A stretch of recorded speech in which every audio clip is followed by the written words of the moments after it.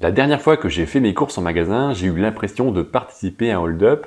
Je me suis aperçu que les aliments courants que j'avais achetés m'avaient coûté plus cher. Et en regardant de plus près, c'était bien vrai. Selon l'INSEE, le prix des aliments issus de la grande distribution avait augmenté de plus de 10% par rapport à l'année précédente. Même si le prix de la vie avait augmenté pour tout le monde, je ne comprenais pas pourquoi il y avait une si forte augmentation des prix. C'est là où j'ai recherché à payer moins cher mes aliments, et pour cela, je me suis posé plusieurs questions. Tout d'abord, pourquoi l'augmentation des prix de mon alimentation me posait un problème? Est-ce que cette augmentation des prix était vraiment justifiée? Et est-ce qu'il n'y avait pas un moyen de payer moins cher mes aliments en ne sacrifiant pas la qualité? Pourquoi l'augmentation des prix de mon alimentation me posait problème? Tout simplement parce que ça me limitait dans mes autres secteurs de dépenses. Je devais changer mes habitudes, revoir mes loisirs, ce que j'aimais faire, réduire le temps passé en vacances ou réduire certains frais à des moments précis de l'année, concernant mes enfants par exemple. Ce sont des choses que j'avais du mal à accepter, car tout ce qui nous entoure devient plus cher. Certains secteurs ont pris jusqu'à 6,2% d'augmentation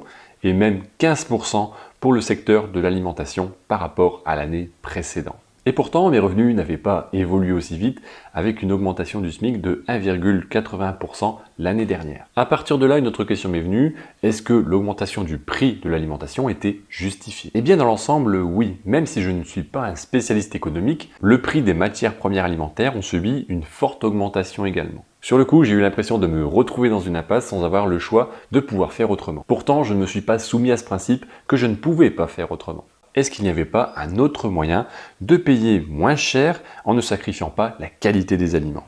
Comme tout le monde, j'ai subi les augmentations de prix des aliments de base, l'huile de tournesol, l'huile d'olive, le blé, tous les produits alimentaires provenant du blé, etc. Et c'est là où j'ai compris, effectivement, je ne pouvais pas changer le coût des matières premières. Par contre, j'ai tilté que toutes les matières premières issues des aliments transformés, mais j'ai tilté que les aliments transformés, utilisant les mêmes matières premières, voyaient leur prix augmenter fortement également. Et forcément, je me suis posé la question suivante, qu'est-ce qui m'empêchait de payer moins cher? Eh bien, c'était cette part d'aliments transformés que je consommais. Au plus il y a d'étapes pour obtenir un aliment, de process de fabrication, d'intermédiaires pour obtenir un produit alimentaire, au plus le prix de cet aliment va augmenter tout simplement. Imaginez, c'est exactement le même principe pour une voiture.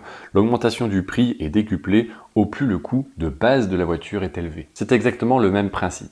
Comment j'ai réussi à payer mes aliments moins chers que les autres? Eh bien tout simplement me concentrant sur les aliments de base les moins transformés possibles. Ça me permet de limiter l'augmentation des prix de mon panier alimentaire, mais en même temps ça changeait certaines de mes habitudes alimentaires. Je me suis lancé et j'ai appris à manger différemment, consommer différemment et acheter autrement. Curieusement, je me suis aperçu que ce que je pensais être une contrainte était en fait une vraie opportunité. Je me suis aperçu que je ne mangeais pas des aliments de si bonne qualité que ça. Je pensais que les marques offraient une garantie d'une bonne santé. J'avais tort. J'ai appris que ce sont les aliments de base qui sont profitables à une bonne santé. Je disposais de plus de revenus, je me sentais mieux dans ma peau et je pouvais continuer à profiter de plus de loisirs. Cette histoire ne se termine pas encore aujourd'hui parce que les prix de l'alimentation continueront d'augmenter. De combien, je ne sais pas, et peu de personnes pourront le prédire précisément. Mais ça, ce n'est pas grave, car j'ai pu apprendre à payer moins cher mon alimentation. Et tout ça, ça a été possible simplement en regardant mes habitudes de consommation. Il n'est pas possible de payer moins cher son alimentation si l'on ne sait pas ce que l'on dépense en trop aujourd'hui. J'ai appris que se procurer des aliments de base permettait de payer globalement moins cher son panier repas par rapport à des aliments transformés. Donc la question de la préparation des repas, bien sûr, est venue sur la table. Le temps passé en cuisine, mais encore une fois, il existe des méthodes. Il n'y a pas d'inquiétude à avoir, tout le monde est capable de consommer différemment. Il est tout à fait possible de payer son alimentation moins cher, ou je pourrais plutôt dire de payer son alimentation au juste prix. Si vous avez des questions sur cette vidéo, sur cette histoire que je viens de vous raconter, n'hésitez pas à me le faire savoir en commentaire. Et en dessous de cette vidéo, vous avez tout ce qu'il vous faut pour commencer à manger au juste prix. On se retrouve bientôt pour une nouvelle vidéo et un nouveau sujet. Portez-vous bien et à bientôt.